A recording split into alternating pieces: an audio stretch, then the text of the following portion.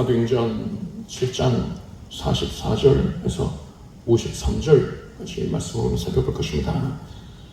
오늘 읽을 이 본문은 스데반이 생애 마지막으로 한 설교 중에서도 마지막 부분입니다. 스데반이 지금 자신을 죽이려고 하는 유대인들에게 무엇을 전하고자 하였는가, 그 주제가 분명하게 드러나 있습니다. 먼저 44절과 45절을 우리 함께 읽겠습니다.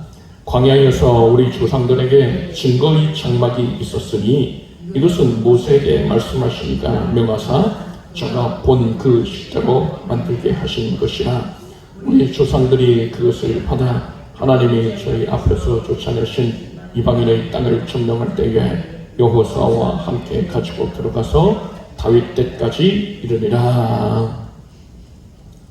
죄인은 하나님과 철저하게 원수가 된 존재입니다. 하나님은 지극히 선하시기 때문에 악한 죄인을 용납하실 수가 없어요. 가까이 하실 수가 없습니다.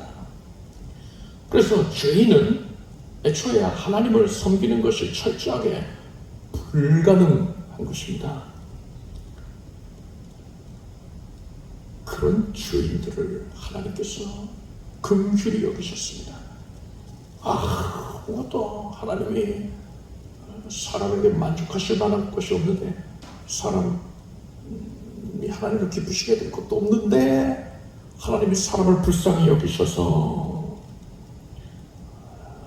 추악한 죄인이 죄 사함을 받고 하나님을 섬길 수 있는, 그래서 그 사람이 창조된 목적에 부합하는 삶을 살 수 있는 유일한 길을 내셨어요. 우리는 그 길이 바로 유일한 구세주 예수 그리스도이시다라는 사실을 잘 알고 있습니다.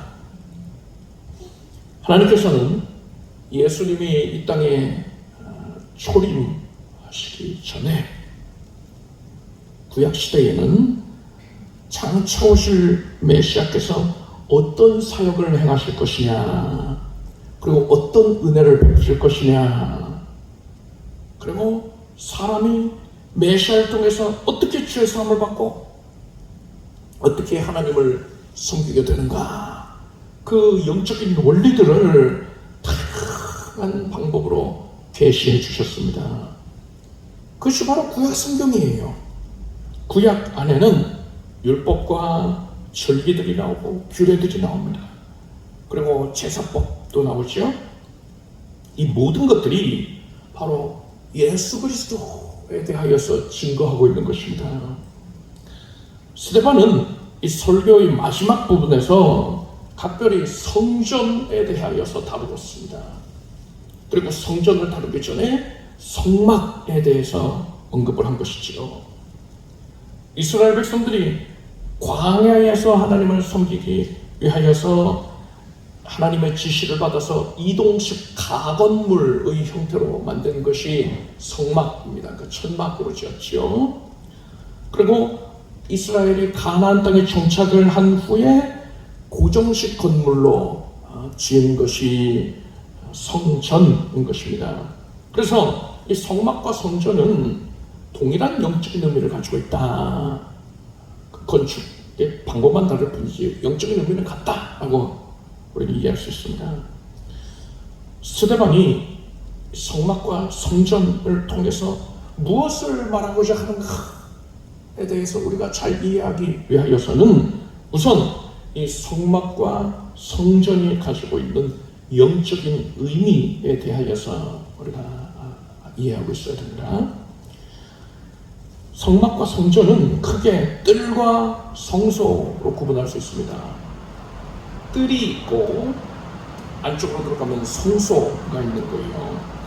뜰에는 제물을 잡아서 이 번제단에서 하나님께 번제를 드리는 일을 하는 장소였다라고 이해할 수 있습니다. 그래서 백성들이 제물을 가지고서 성막에 나오면은 제사장이 그 짐승을 잡아서 불살라 드리는 장소가 바로 뜰이었다. 실외들입니다. 그리고 천막이 있었죠. 성소라고 불리는데, 성소는 하나님이 임하시는 처소입니다.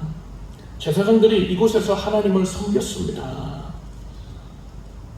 다양한 방법으로 하나님을 섬기게 지시를 하셨어요. 즉, 뜰에서는 하나님을 향한 헌신이 이루어졌습니다. 그리고 성소에서는 하나님 임재하고 계시는 하나님과의 교제가 이루어진 것이다 라고 이해를 할 수 있습니다. 정확하게 얘기하면 지성소에서 그런 일이 있었지만 지금은 지성소를 포함한 성소를 아울러서 말씀을 드리는 것입니다. 그래서 여러분이 이해하실 것은 이래요. 뜰에서는 대체로 하나님을 향한 헌신이 이루어졌고, 성소에서는 하나님과의 교제가 이루어졌다.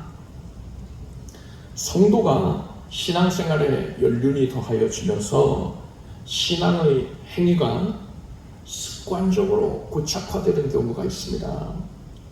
예배일, 주일이라든가 수요일이라든가 이럴 때에 예배일이 되면 별다른 고민 없이 예배에 참석하는 거죠. 나 오늘 예배 가봐라 하면서 머리를 쥐어듣지 않는단 말입니다.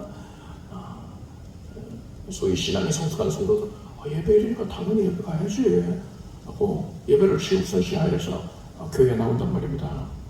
그리고 또한 교회에서 여러 가지 도움이 필요하다, 헌신이 필요하다, 이런 얘기를 들으면 기꺼이 나의 시간을 드리고 몸과 마음을 들여서 또 물질을 들여서 헌신한단 말이지요.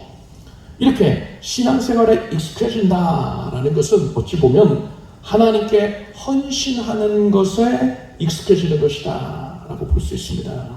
그런데 여러분, 성막에서는 헌신만 있었던 것이 아니라 하나님과의 교제가 있었다 하지 않았습니까?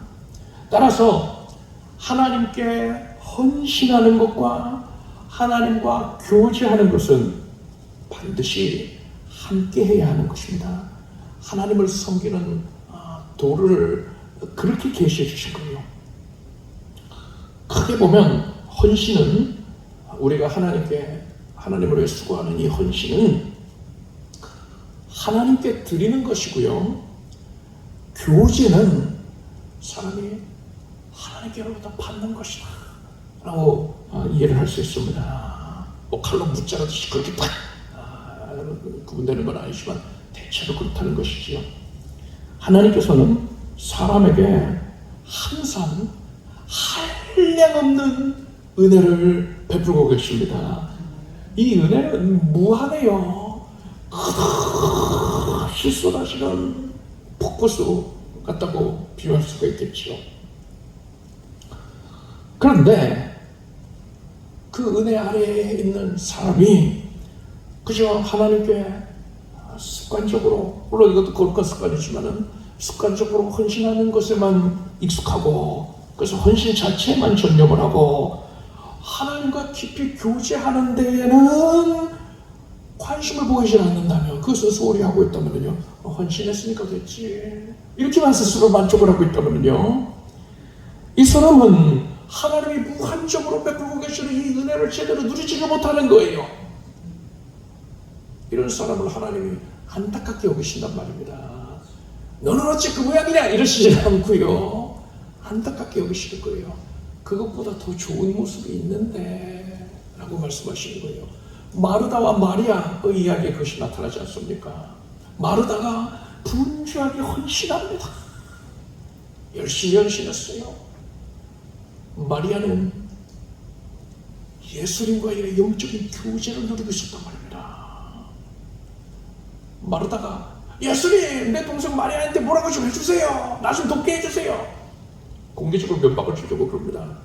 그래서 예수님께서 마리아가 더 좋은 것을 택하였다 이렇게 말씀하셨어요. 마르다를 꾸짖고 책망하신 건 아니지만은 그것보다 더 좋은 길이 있었다 겁니다. 헌신 자체, 헌신 나쁘다는 게 아니고 헌신 반드시 해야 되죠. 근데 그런 헌신이 이루어졌다면, 뜰에서 하나님을 향한 헌신이 이루어졌다면 이제는 성소에 들어와서 하나님과의 교제하는 시간을 반드시 확보해야 된다는 것입니다. 오늘 우리는 수요 예배를 드리고 있습니다. 이 예배에 여러분이 발걸음하여서 이 예배당에 앉아있는 것, 시간적으로 하나님께 헌신하고 있는 거죠.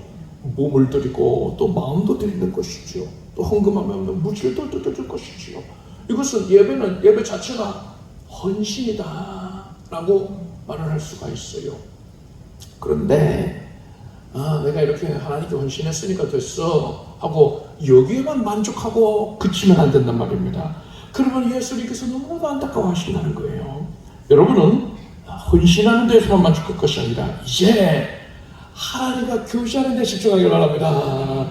예수님의 발 앞에서 예수님의 말씀을 꿀송이같이 여기면서 받아들이고 있는, 그래서 예수님과 영적인 교제를 하고 있는 마리아의 심령으로 지금 이 자리에 예수님이 임재해 계시니까는요, 두세 사람이 내 입으로 모인 것을 나도 그럴 수 있겠다 하셨으니까 지금 예수 그리스도의 영이신 성령께서 이 자리에 말씀 그대로 임하여 계신 줄 믿습니다. 성령님의 발 앞에서 여러분은 성령님을 지목하고 성령님과 교제하기를 바랍니다. 단순히 헌신만 하고 그치면 너무 아까워요. 교제하는 데까지 나아가길 바랍니다. 지난 주일에 뜰에 있는 이 번제단에 대해서 다루었으니까 오늘은 성소에 대해서 더 자세히 다뤄보겠습니다. 지성소까지는 다루지가 않을 것이고, 성소의 가장 깊은 곳에 지성소가 있는데 지성소를 다루고자 하는 건 아니고요. 이 성소에서 이루어지는 일들을 더 살펴보겠습니다.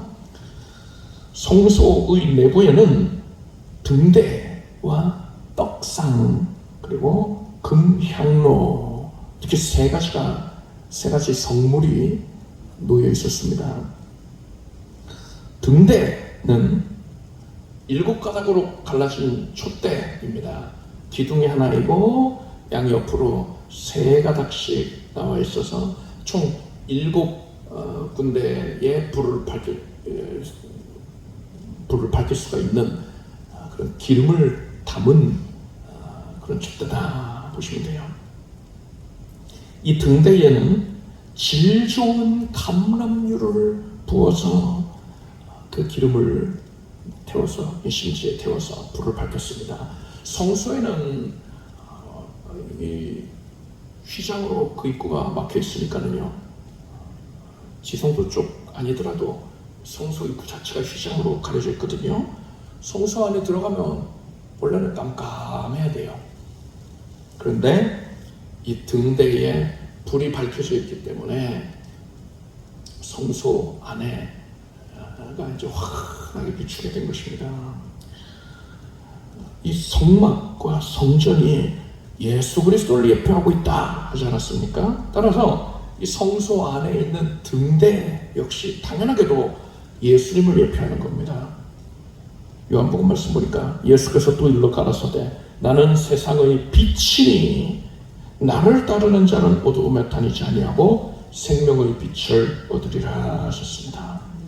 예수님은 어두움에 방황하는 죄인들이 구원을 얻게 하는 빛이 되어주시는 것입니다. 그리고 등대의 맞은편에, 그 등대의 앞에 떡상이 위치해 있었습니다. 이 떡상에는 떡이 올려져 있어요. 이 떡을 진에 배설해 놓은 떡이다 해서 진설병이라고 불렀습니다. 이 떡도 마찬가지로 예수님을 예표하고 있어요. 예수께서 가라사대 내가 곧 생명의 떡이니 내게 오는 자는 결코 줄이지 아니할 터이요 나를 믿는 자는 영원히 목마르지 아니하리라 하셨습니다. 예수님은 생명의 떡으로 오신 것입니다.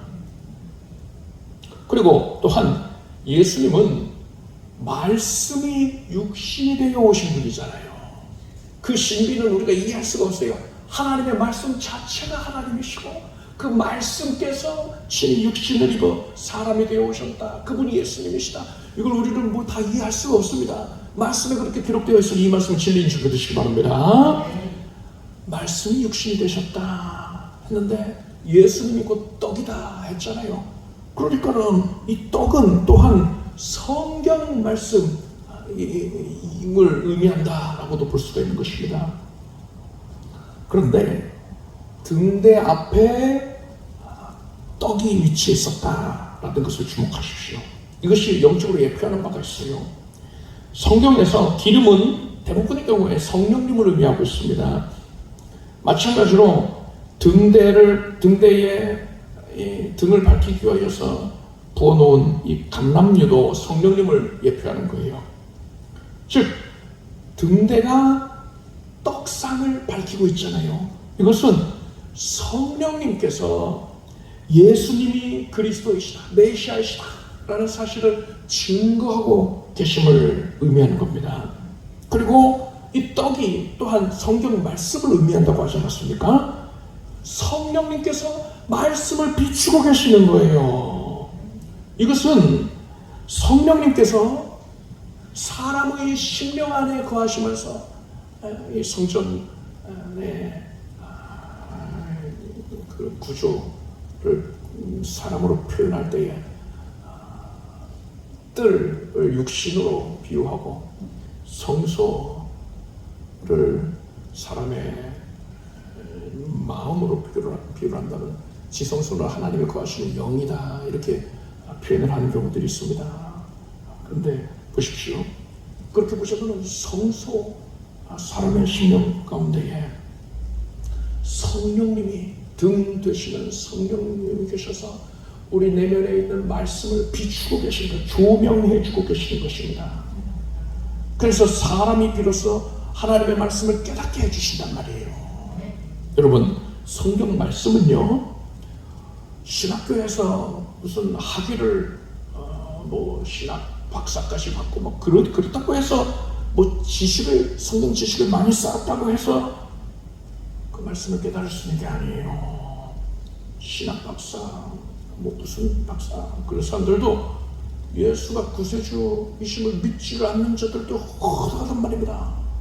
이거는 그 기독교인들의 생각이고 이런 식으로 얘기를 하고, 나는 상식적인 사람이니까 나는 신학 박사로서 예수가 구세주다 그거를 믿는 건 아니고 그런 주장에 대해서 분석을 하겠다 이런 생각을 하시는 사람이 허다해요. 참으로 맞습니다. 성령이 조명해 주시지 않으면 이 사람이 가지고 있는 지식은요, 아무리 많은 지식하지도 하더라도 다 쓸데없는 거예요. 하나님의 뜻을 깨닫지 못합니다. 진리를 깨닫지 못합니다. 그가 가진 모든 지식들이 다 죽은 지식이 되어버리는 겁니다. 여러분은 성경 말씀을 대할 때에 그것을 지식으로 받아들이려고 하지를 말고 성령님께 요청해야 돼요. 성령이 지금 이 말씀을 조명해 주십시오. 그래서 성령이 주시는 영감 가운데에 이 말씀을 깨닫게 해주십시오. 이렇게 요청하십시오.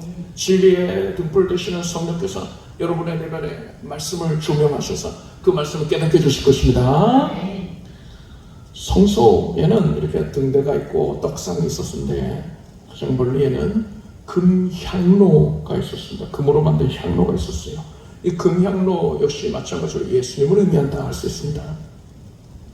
성경에서 향을 사라는 것은 주로 기도와 찬양을 의미합니다. 하나님께 올리는 기도, 하나님을 찬양하는 소리, 이것을 뜻하는 거예요. 그런데 이 금향로가 예수님을 뜻한다고도 하지 않았습니까? 예수님은 성도에게로부터 기도를 받으시는 분이십니다. 우리가 기도의 대상이 누구냐? 그래서는 하나님 아버지한테만 기도해야지, 예수님이나 성령님한테 기도하는 거 아니야, 이런 식으로 그릇 알고 있는 경우가 있는데 그렇지 않아요. 내 이름으로 내게 구하면 내가 시행하겠다 말씀이셨단 말입니다. 예수님은 우리의 기도를 받으시는 분이십니다. 그래서 여러분이 기도하실 때야 하나님 하나님 아버지 이렇게 부르는 게 아니라 예수님께도 얼마든지 하세요. 나의 예수님, 나의 주님, 또 성령도 동일하신 하나님이시니까 나의 성령님 이렇게 탄식하며 구할 수 있는 것입니다. 저 이렇게 설명을 했다고 해서 우리가 섬기는 하나님은 새 존재구나 이렇게 여기면 안 돼요. 성부, 성자, 성령의 하나님은 세 분의 그 위격을 갖고 계시지만 한 분이십니다. 그러니까 나뉘어 계신 분이 아니에요. 동일하신 하나님이신데 성부, 성자, 성령의 세 그런 또 독립된 또 위격을 갖고 계십니다. 그래서 우리가 이해할 수가 없어요. 삼위일체는 성경에 계시된 그대로 받아들인대요. 근데 여기서 중요한 건 뭐냐? 예수님께 얼마든지 기도하라. 성령님께 기도하라. 예수님이 이 금양로 되셔서 성도의 기도와 찬양을 직접 받으시는 것입니다. 직접 그것을 받으시는 분이시고, 또한 여러분 예수님께서요 성도들을 위하여서 하나님 아버지께, 그러니까 성부 하나님께 기도를 올리고 계시다는 거예요. 참으로 놀라운 사실이지요. 예수님은 하나님이신데 예수께서 우리를 위해서 성부께 기도하고 계신다. 어떻게 해서 성부가 성자 하나님보다 더 강력한 존재 이런 식으로 생각이 아니죠. 성자 예수님께서 자발적으로 아버지께 순복하시는 그런 모습인 거죠.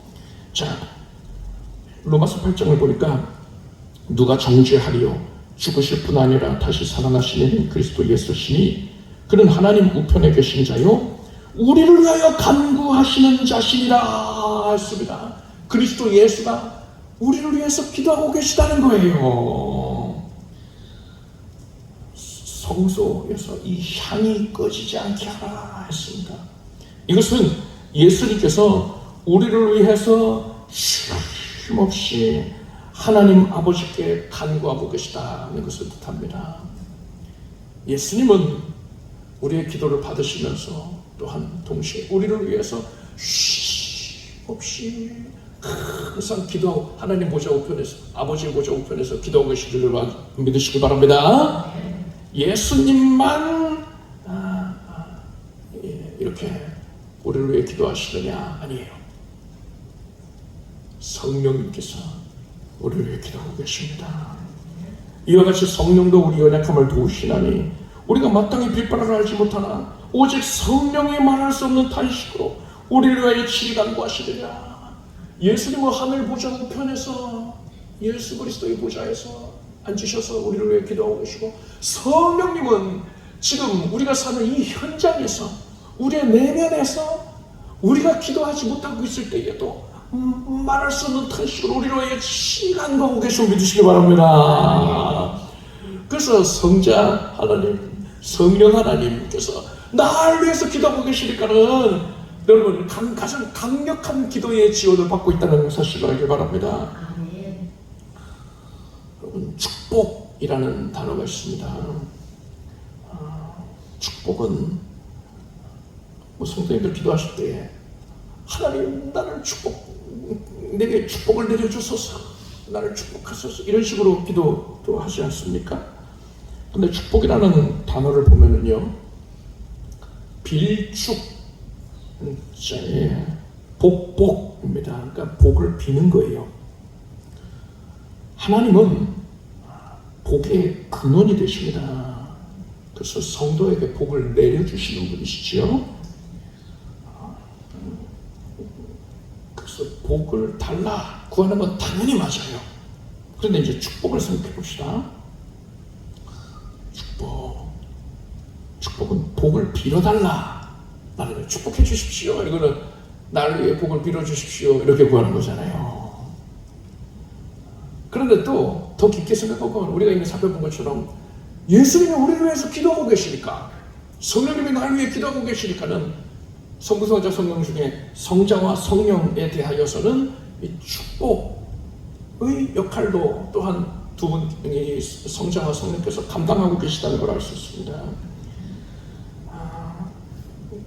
그런데 성도가 기도할 때에 하나님 나에게 축복을 내려주시옵소서, 만약에 이렇게 기도하는 분이 있다면요, 저는 그런 표현 안 쓰지만 만약에 그렇게 기도하는 분이 있다면요, 그분이 뜻한 게 예수님과 성령께서 나를 위해서 하나님 아버지께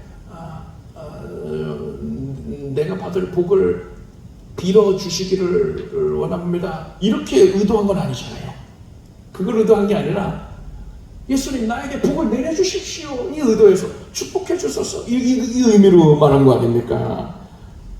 그래서 정확히 보시면은 그 의미를 말할 때에 축복이라는 단어를 쓰는 것은 마땅치가 않다 할 수 있어요. 그렇지만 또 판단받을 일만도 아니에요. 왜냐면은 예수님과 성령께서 축복을 친히 해주고 계시니까요. 그래서 누군가가 어느 성도님이 뭐 구역예배라든가 뭐 대표 기도 시간에 축복이라는 단어를 말하거든, 복을 달라는 의미구나, 이렇게 받아들여야 됩니다. 제가 말씀드리고 싶은 건 이거예요.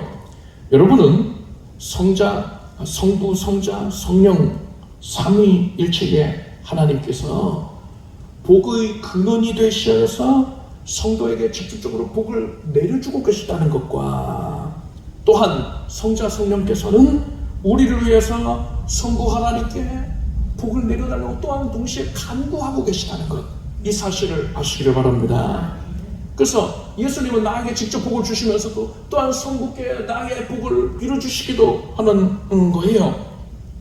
이러한 축복으로 말미암아서 우리가 구원을 받은 것이고, 오늘날 우리를 이루고 있는 모든 것들이 다 이루어지게 된 것입니다.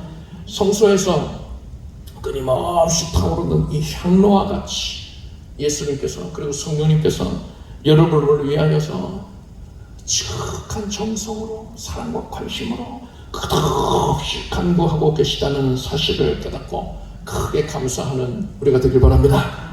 46절에서 50절까지를 함께 읽겠습니다. 다윗이 하나님 앞에서 은혜를 받아 야곱의 집을 위하여 하나님의 처소를 준비케 하여 달라 하더니 솔로몬이 그를 위하여 집을 지었느니라. 그러나 지극히 높으신 이는 손으로 지은 것에 계시지 아니하시니 선지자의 말한 바 주께서 가라사대 하늘은 나의 보좌요 땅은 나의 발등상이니 너희가 나를 위하여 무슨 집을 짓겠으며 나의 아시카 처소가 어디요? 이 모든 것이 다 내 손으로 지은 것이 아니냐 함과 같으니라. 성전에 대해서 얘기하고 있습니다. 이스라엘 이 가나안 땅에 정착한 이후에 사사시대를 거쳐서 이스라엘 왕조가 세워졌습니다. 그리고 하나님께서는 다윗의 아들인 솔로몬 시대에 솔로몬의 손을 통해서 성전을 짓게 하셨습니다. 다윗은 자신의 아들을 통해서 하나님이 성전을 지으신다는 것을 알고는 하나님께 직접 성전의 그 식양, 그러니까 설계도를 받았습니다. 그래서 그것을 잘 기록을 해두었고, 또한 성전을 건축하는데 막대한 자재가 또 자금이 들어가지 않겠습니까? 그것을 다 구비해 두었어요. 정성껏 구비해 두었습니다. 그리고 또한 이 성전을 짓는 이 솔로몬 시대를 보자면 이스라엘의 최전성기다라고 할 수 있습니다. 이 당시에 중동 지역에서 이스라엘이 최강국이었어요. 주변 모든 나라들이 다 이스라엘 눈치를 보는 그런 상황이었습니다. 그래서 솔로몬 시대에 지어진 성전은 지극히 아름답고 영화롭게 지어졌어요. 심지어 성전 내부를 전체를 금으로 쌌습니다. 뭐 금박을 얇게 입힌 게 아니라 좀 두껍게 금을 두들겨 가지고서는 내부를 완전히 금으로 도배를 해버리고요. 도배는 그 종이가 얇으니까 어울리지 않네요. 두껍게 금을 입힌 겁니다.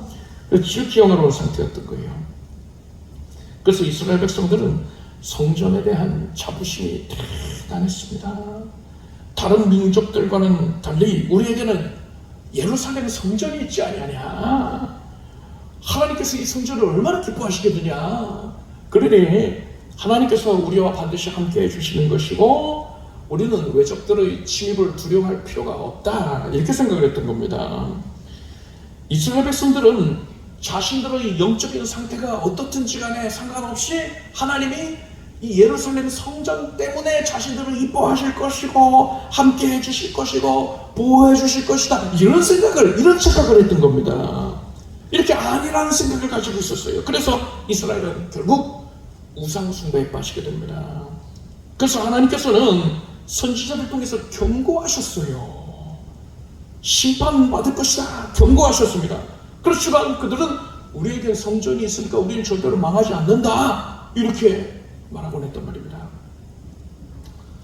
그러다가 결국 이스라엘 백성들은 하나님의 징계를 받아서 바벨론에 의하여서 멸망당합니다.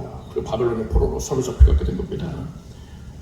그렇다면 바벨론 포로기 이후에는 이런 증상이 나아졌느냐? 아니에요. 전혀 안 나아졌습니다. 처음에는 나아지는 것처럼 보였어요. 왜냐? 포로기 이후에 스룹바벨이 다시 성전을 지었는데 이때는 이스라엘이 경제적으로 크게 곤궁한 상황이었단 말입니다. 그래서 스룹바벨이 지은 성전이 몹시 초라했어요. 그 모습을 보고 백성들이 자부심을 갖지를 못하는 겁니다. 아우, 저기 이방 신전은 의리의리한데 우리가 섬기는 하나님의 신전이라는 것은 너무나 볼품이 없구나, 아이고 부끄럽다, 이런 생각을 하고 있는 거예요. 그래서 성전 자체에 막 자부심으로 민족적인 자긍심을 부여하고 그러지는 않았단 말입니다. 그런데 훗날에 로마 시대에 이스라엘의 통치자로, 로마 황제가 이스라엘의 통치자로서 헤롯 대왕을 세웁니다. 이 헤롯 대왕은 유대인들에게 환심을 얻기 위해서 이 왜소한 이 볼품없는 스룹바벨 성전을 크게 증축을 했어요. 리모델링을 했습니다. 아주 황금으로 겉에도 입히고 의리의리하게 해놓은 거예요. 그러자 유대인들은 이제 다시 그 병이 도집니다. 성전이 볼품 없을 때에는 그런 생각 안 했는데 그래, 하나님께 제사 드리는 것 자체가 중요하지 뭐 성전이 멋있고 그게 중요한가, 뭐 이런 식으로 스스로를 안위하였을 것인데 성전이 어디 내놔도 부끄럽지 않을 정도로 의리의리해졌단 말이에요. 금으로 겉에를 다 금으로 막 입히고 그랬단 말입니다. 그러자 유대인들이 예전에 그들의 조상들이 그랬던 것처럼 하나님이 예루살렘 성전을 지금 기뻐하시지 않겠느냐 하면서, 그렇기 때문에 하나님이 우리들을 기뻐하신다, 우리와 반드시 함께 하시는 것이다, 이런 착각에 빠졌어요. 자기들의 영적인 상태를 돌아보지 아니하고 성전 때문에 하나님이 우리와 함께 하시는 거지, 그럴 수밖에 없겠지, 이런 생각을 하고 있는 거예요. 그래서 이들은 하나님의 말씀에 위배된 삶을 살면서도 성전 자체를 우상화해서 스스로 만족을 하고 있었단 말입니다. 그런 유대인들에게 예수님이 뭐라고 하셨습니까? 너희가 이 성전을 헐라, 내가 사흘 동안에 일으키리라 하셨어요. 이 말씀에서 사용된 이 성전이라는 단어의 본래적인 의미는 예수님의 몸을 의미하는 것이다, 성전된 자기 몸을, 육체를 가리켜 말씀하신 것이다, 이렇게 성경에서 직접 풀이를 해 주셨지요. 그런데 여러분 생각해 보십시오. 이 말씀이 그것만 뜻하는 게 아니에요. 예수님이 성전된 자기 육체를 가리켜 말씀하신 것이다, 이거는 유대인들이 성전된 나를 죽일 것이지만 내가 사흘 만에 부활할 것이다, 이런 영적인 의미를 갖고 있지만은 이게 다가 아니란 말입니다. 예수님께서 너희가 이 성전을 헐라, 이렇게 말씀하시는군요. 유대인들에게 그게 핵폭탄 같은 겁니다. 성전을 신성시하고 우상시하고 있었는데, 애지중지하고 있었는데 성전을 헐어라, 이 얘기를 하는 것만으로도요 충격을 받는 거예요. 그래서 그 다음 말을 안 들려요. 훗날 유대인들이 예수님을 고발할 때 얘가 이자가 뭐 성전을 헐고 뭐 어떻게 뭐 짓겠다 했다, 이런 식으로 엉뚱하게 예수님을 고발을 하거든요. 그러니까 이 사람들이 제대로 못 들은 겁니다. 너무나 충격을 받은 거예요. 성전을 헐어라, 이 말씀만으로요. 예수께서는 이러한 충격을 주심으로써 하나님은 이 성전 건물 자체를 기뻐하셔서 임재하시는 게 아니라 하나님은 그 사람의 신앙의 상태, 하나님께 제사 드리는 그 사람의 신앙의 상태를 보시고 임재해 주시는 것이지 이 건물을 기뻐하셔서 임재하시는 게 아니다. 이걸 교훈하시고자 했던 겁니다. 오늘날의 성전은 크게 두 가지를 들 수 있어요. 1차적으로는 교회입니다. 그렇지만 여러분, 교회 건물이 아무리 웅장하고 화려하게 지어졌다 하더라도 그것 때문에 하나님이 기뻐하시지 않습니다. 하나도 기뻐하지 않으세요. 그거 가지고서 사람이 막 자랑하려고 하면 오히려 그 모습이 옛적 유대인들의 모습과 같은 겁니다. 그리고 또한 교회 자체가 성도에게 구원을 주지도 못합니다. 성도가 예배 빠지지 아니하고 예배에 출석했다. 그게 그의 구원을 보증하지 못한단 말이에요. 따라서 이 첫 번째 의미, 성전은 오늘날의 교회다, 이 의미에만 주목을 하면 옛적에 유대인이 그랬던 것처럼 실족을 하게 될 수 있습니다. 따라서 우리는 두 번째 의미에 집중해야 돼요. 이게 뭡니까? 성도, 예수를 믿는 나 자신이 바로 성전이다 라는 거예요. 사도 바울은 너희가 하나님의 성전인 것과 하나님의 성령이 너희 안에 거하시는 것을 알지 못하느뇨. 누구든지 하나님의 성전을 더럽히면 하나님이 그 사람을 멸하시리라. 하나님의 성전은 거룩하니 너희도 그러하니라. 여러분 자신이 하나님이 거하시는 거룩한 성전이다 라는 사실을 아시기 바랍니다.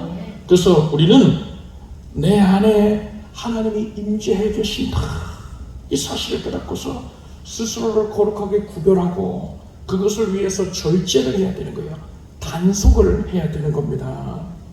내가 세상에게 잠식당하는 것을 철저하게 적극적으로 막아야 되는 거예요.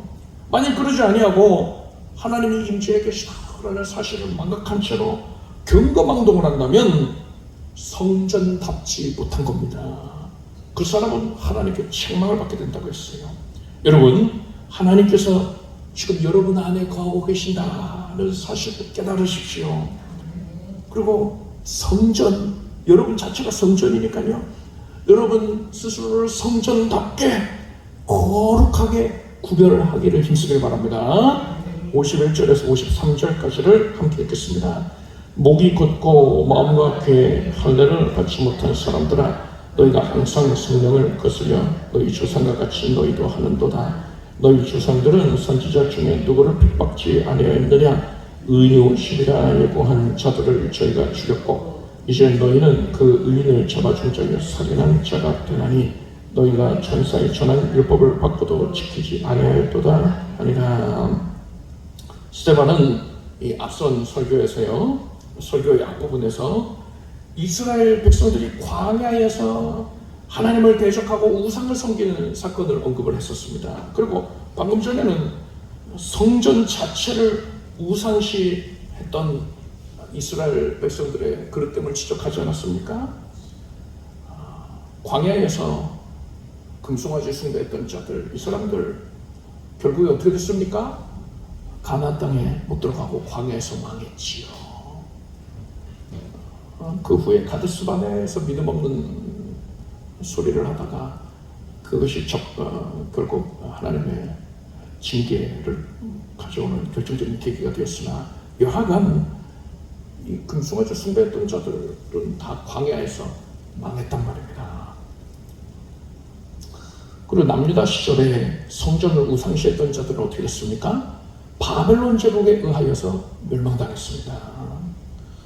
그런데 예수님이 오셨을 때에 또 유대인들이 동일한 모습을 보고 계셨단 말입니다.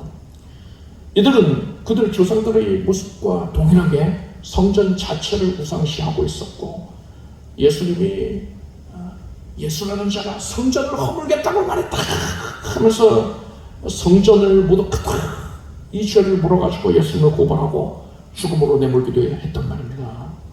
스데반은 지금의 유대인들이, 지금 스데반을 고발하고 있는 산헤드린 공회원들과 또 거짓으로 증거하고 있는 자들, 그들이 옛적에 하나님을 대적하고 금송아지 숭배했던 자들과 다를 바가 없다. 바벨론에 의해 멸망당했던 자들과 다를 바가 없다. 이렇게 말을 하고 있는 거예요. 옛적에 패역하게 행하던 자들이 다 멸망 심판을 받았는데, 그것처럼 지금 악을 행하고 있는 너희들도 심판받을 수밖에 없는 것이다. 하나님의 심판의 손길이 지금 그 그림자가 너희 위에 드리워져 있으니까, 심판당하기 일보 직전이니까 너희는 속히 회개해야 된다. 속히 회개하고 예수를 구세주로 영접해야만 한다. 이렇게 증거를 하였던 겁니다. 이게 바로 스데반 이 설교에서 궁극적으로 하고 싶었던 말이었던 거예요. 이게 주제였던 겁니다.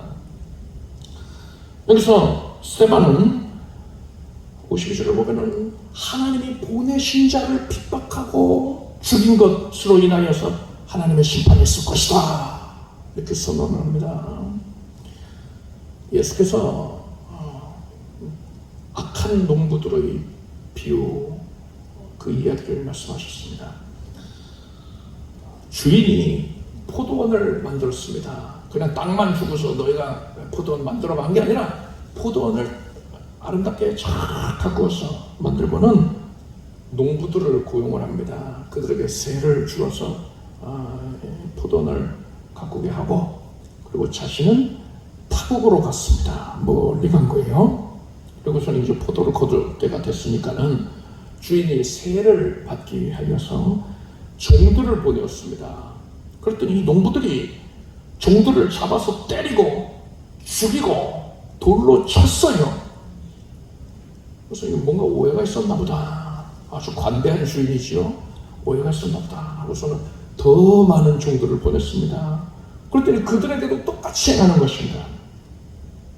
그래서 주인이 이번엔 자기 아들을 보냈어요. 저희가 내 아들은 공경하리라, 뭔가 큰 착오가 있었던 것 같은데, 내 아들이라고 하면 당연히 공경을 하겠지, 이렇게 생각했습니다. 그렇지만 악한 놈들이 어떻게 했느냐, 이는 상속자가 아니냐, 그를 죽이면 그 유업, 이 포도원을 우리가 차지할 수 있어 한 거예요. 그리고 그 아들을 포도원 밖에 내어쫓아서 거기서 죽였습니다. 예수께서는 이 이야기에서 악한 포도원을 가꾼 이 악한 농부들, 이들이 유대인을 의미한다 하셨어요. 그들은 복음을 배척하고 하나님의 아들 예수 그리스도를 핍박하여 죽이는 것입니다. 그래서 결국 어떻게 됩니까? 하나님께서 그들을 멸절시켜 버리신단 말입니다. 멸망시키신단 말이에요. 그리고 이렇게 유대인들이 복음을 배척했기 때문에 그 복음이 유대인의 핍박으로 인하여서 밖으로 흘러나가게 됩니다. 그래서 이방 선교가 이루어지는 것이고, 이방인이 구원받는 때 이르게 된다는 겁니다. 그리고 더 나아가서 보면은 이방인의 충만한 수가 구원을 받게 되면은 이제 구원이 다시 그 복음이 유대인에게로 돌아가게 된다, 이런 계획까지 세워놓으셨어요.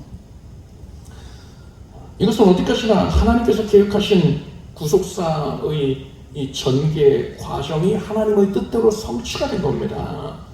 그런데 그 하나님이 그렇게 계획해 놓으셨으니까는 뭐 거기에 쓰임받은 자들 죄가 없는 것 아니냐, 이렇게 생각할 수 있는데 그거 아니에요. 그 과정 가운데에서 악하게 쓰임받은 자들, 마귀의 도구로 쓰임받은 자들은 심판을 면함받지 못하는 겁니다. 그래서 유대인들이 예수님을 배척하지 않았습니까? 복음을 회방했단 말입니다. 그들에게 어떤 심판이 임하였습니까? 주 70년에 로마의 디도 장군에 의하여서 저기 예루살렘이 멸망당합니다. 예수님이 예언하신 그대로 성전에 돌 하나도 돌 위에 남지 않냐고 다 무너지게 됩니다. 여러분, 스데반이 지금 뭐라고 했느냐, 52절을 보면은 이러한 심판이 초래되는 그 근본적인 이유가 하나님이 보내신 자를 배척했기 때문이다 라고 했어요. 구체적으로는 예수님을 배척했기 때문이죠. 그리고 또한 자기 자신까지도 거기에 포함시키고 있는 거예요. 예수님은 당연하고, 예수님 안에서 예수께서 보내신 자들, 주의 종들, 또한 나 복음을 전하고 있는 스데반 자신, 너희들이 나를 배척했기 때문에 이렇게 심판을 받게 되는 것이다, 이렇게 말을 하는 것입니다. 여러분, 하나님께서 하나님이 보낸 자를 핍박하는 것을 하나님을 향한 도전으로 여겨주신다는 사실을 깨닫기를 바랍니다. 하나님이 보낸 자라 하면은 오늘날에 누가 있습니까? 좁은 의미로 보자면은 하나님이 직접 세우신 목회자를 들 수 있죠. 자기 욕심으로 난 목회해야겠어 하고서는 신학 공부해가지고서는 목사 시험 봐가지고 목사 돼서 이런 사람 얘기하는 게 아니에요. 하나님께서 신이 지명하여서 불러서 세운 사람, 그런 사람이 정말 하나님의 세운 종이라 할 수 있을 것입니다. 그런 이들이 하나님의 보냄을 받은 자들이다 할 것이고요. 그건 좁은 의미고 넓은 의미로 보자면은 복음을 증거하는 모든 성도들을 뜻한다 할 수 있습니다. 아버지께서 나를 보내신 것 같이 나도 너희를 보내노라 하셨습니다. 여러분이 복음을 전할 때에 여러분이 바로 예수님께로부터 보냄을 받은 자라는 사실을 아시기 바랍니다. 따라서 여러분이 복음을 전할 때에 누군가가 여러분을 핍박한다면요, 하나님께서 그 죄대로 간과하지 아니하십니다. 하나님은 그러한 죄를 저지른 자에 대해서 반드시 엄히 심판하시는 거예요. 이렇듯 하나님께서 여러분의 신변에 지극한 관심을 갖고 계시고 여러분을 위하여서 일하여 주신다는 사실을 여러분 깨닫고 담대함을 갖기 바랍니다. 배경이 든든한 거잖아요. 내가 복음을 증거하고 있을 때에 나를 회방하는 자들 하나님이 불꽃 같은 눈동자로 지켜보시면서 그들을 심판하신다, 이 사실을 깨닫으니까는 나는 큰 담력을 가질 수가 있는 겁니다. 찬송가 277장에 큰 권세 주께 있으니 너는 가서 주의 복음 전하라, 주가 너 항상 지키시리라 했습니다. 여러분은 이렇듯 하나님께서 여러분을 지극히 위하고 계시다는 사실을 깨닫고서 담대하게 복음을 전하게 힘쓰길 바랍니다. 기도하겠습니다. 하나님, 진리의 말씀 통해서 우리를 일깨워 주시고 성령께서 조명하셔서 이 말씀을 통하여서 하나님의 뜻 가운데로 나아가게 주셔서 감사드립니다. 이제 이 받은 말씀답게 담대하게 복음 전하면서 살고 거룩하게 성전답게 구별되게 하여 주시옵고 예수 그리스도의 교제에 힘쓰게 주시옵소서. 예수님의 이름으로 기도드립니다. 그래서 일어나시기 바랍니다. 가슴에 손을 얹으십시오. 아픈 곳에 손 얹고 믿음을 갖고 간절히 기도하겠습니다. 예수님 믿습니다. 예수께서 나의 생명 되시고 나의 구주가 되시어서 나를 지극히 사랑하셔서 지금도 큰 관심으로 지켜보고 계시다는 것을 믿습니다. 예수 그리스도의 사랑을 입은 자로서 예수님의 사랑을 바라보며 믿음으로 구하옵나니 지금 주의 백성들이 겪고 있는 모든 어려움들을 해결하여 주시옵소서. 심령의 연약함을 해소하여 주시고 모든 심령을 올가매었던 것들 다 풀어주시옵소서. 예수께서 그것을 해제하셨느니라. 이제는 자유할지어다. 평안하라. 이제는 예수 안에서 기쁨과 평강이 넘칠지어다. 예수님께서 만지셨으니 우리의 병든 육신이 고침받았습니다. 예수님이 고치셨음을 압니다. 모든 통증이 사라져라.